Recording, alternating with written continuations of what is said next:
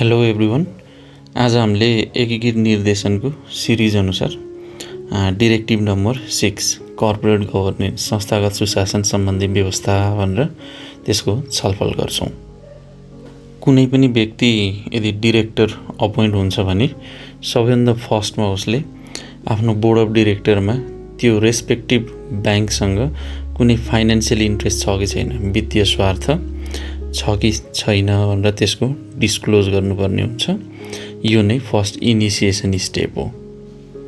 र कुनै पनि डिरेक्टरले जहिले पनि डेली रुटिन एक्टिभिटिजहरूमा ब्याङ्कको यो इन्टरफियर गर्नु हुँदैन। अपरेसन्सहरूमा, म्यानेजमेन्ट एक्टिभिटिजहरूमा उसलाई हामीले गैर कार्यकारी सञ्चालक भनेर नन एक्जिक्युटिभ डिरेक्टर भनेर अपोइन्ट गरेको हुन्छ। त्यसैले डेली बेसिसमा ब्याङ्कमा हुने जति पनि कामहरू छन् त्यसमा कुनै पनि इन्टरफियर गर्नु पाइँदैन भनेर यो डिरेक्टिभले भन्छ। Shall not interfere on any routine activities. कुनै पनि सञ्चालक सम्बन्धित ब्याङ्कको हितको विपरीत कुनै पनि आफ्नो इन्ट्रेस्टको अगेन्स्टमा, अर्गनाइजेसनको इन्ट्रेस्टको अगेन्स्टमा इन्भल्भ हुनु हुँदैन। त्यस्तो गतिविधिमा कहिले पनि संलग्न हुनु हुँदैन। जहिले पनि ब्याङ्कको बेस्ट इन्ट्रेस्टमा असल कार्यको लागि इन्भल्भ हुनुपर्छ भने त्यसको अगेन्स्टमा चाहिँ कुनै पनि ब्याङ्कको डिरेक्टर इन्भल्भ हुनु हुँदैन। र कुनै पनि डिरेक्टर अनि जोइन्टली बसेको, जोइन्ट फ्यामिलीमा बसेको कुनै पनि मेम्बरले कुनै पनि सेक्युरिटिज बिजनेस पर्सन जस्तो यो सेयर ब्रोकरहरू भए तिनीहरूको 10% भन्दा बढी सेयर अनरसिप होल्ड गरेर त्यो सेक्युरिटी बिजनेस ट्रान्जेक्सनमा इन्भल्भ हुनु हुँदैन। यसले गर्दाखेरि कन्फ्लिक्ट अफ इन्ट्रेस्ट हुन्छ। आफ्नै अर्गनाइजेसनको सेयर्सहरू ट्रेडिङ गर्नेसम्म अनि इनसाइडर इन्फर्मेसन दिनेहरू हुन सक्छ भनेर राष्ट्र ब्याङ्कले यसमा चाहिँ प्रोहिबिट गरेको छ, बन्देज गरेको छ। कुनै पनि डिरेक्टर अर 1% भन्दा बढी होल्ड गरेको सेयर लिएको सेयरधनी हुनसक्छ वा त्यसको इमिडिएट फ्यामिली मेम्बर हुन्छ वा त्यसैको स्वामित्वमा अनरसिपमा रहेको कुनै एउटा फर्म कम्पनी भयो भने त्यस्तो कम्पनीसँग घर भाडा लिएर कारोबार गर्नुपर्ने हुँदैन। ब्याङ्क कहिले पनि त्यस्तो हाउस रेन्ट एग्रिमेन्ट, लिज एग्रिमेन्टमा इन्भल्भ नहुने।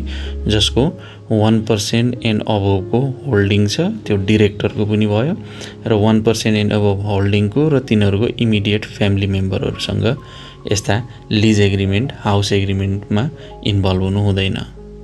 र कुनै एउटा ब्याङ्कमा डिरेक्टरसिप होल्ड गरेको व्यक्ति भयो वा सिइओ साइमल्टेनियसली एकैपटक अर्को कुनै bank, financial institution, credit and saving युनियनहरू हैन, यो बचत ऋण सहकारी संस्थाहरू, बिमा कम्पनीहरू यस्तोको सञ्चालक पनि बन्न पाउँदैन, एडभाइजर पनि हुन पाउँदैन र अन्य कुनै पनि पदमा रहन पाउँदैन।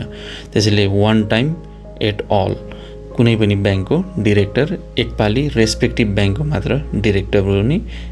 यो सिइओलाई पनि सेम क्लज लागू हुन्छ।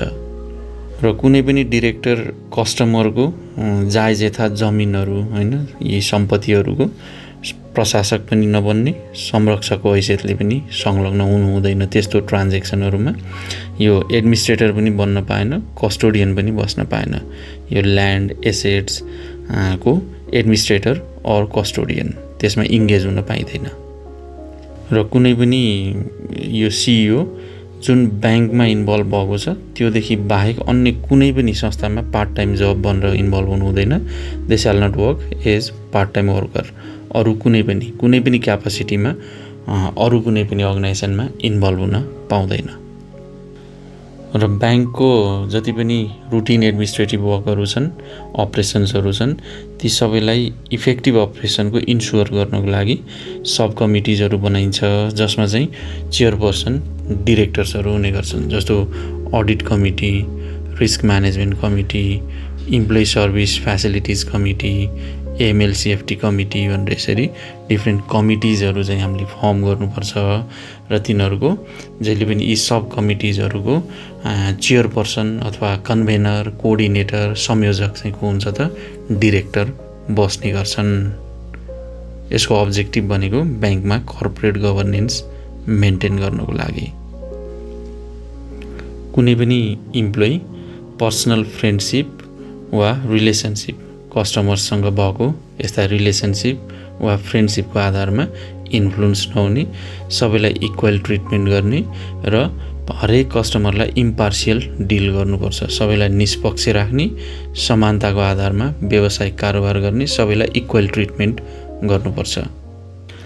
सो त्यसैले हामीले के निष्कर्ष गर्न सक्छौँ त भने यो कर्पोरेट गभर्नेन्स भनेको जहिले नि ब्याङ्किङ सेक्टरको यसले ट्रान्सपेरेन्सी, पारदर्शिता र व्यावसायिकताको यसलाई हामीले पिल्लरको रूपमा लिन्छौँ र यी सबै कर्पोरेट गभर्नेन्स रिलेटेड प्रोभिजन्सहरूको कम्प्लाई हुँदाखेरि ब्याङ्कमा एउटा ट्रस्ट बिल्डअप हुने र banking sector, overall financial sector stable हुन जान्छ। त्यसैले ट्रान्सपेरेन्सी हुनुपर्छ, प्रोफेसनलिजम हुनुपर्छ, जसले गर्दाखेरि पब्लिक ट्रस्ट गेन गर्न सकिन्छ, फाइनेन्सियल स्टेबिलिटी मेन्टेन हुन्छ र कुनै पनि bank stake holder, depositor, investor प्रति के हुन्छ, अकाउन्टेबल भएर जान्छ। यो ब्याङ्किङ सिस्टम पनि के हुने भयो, यसले गर्दा स्ट्रङ भएर जान्छ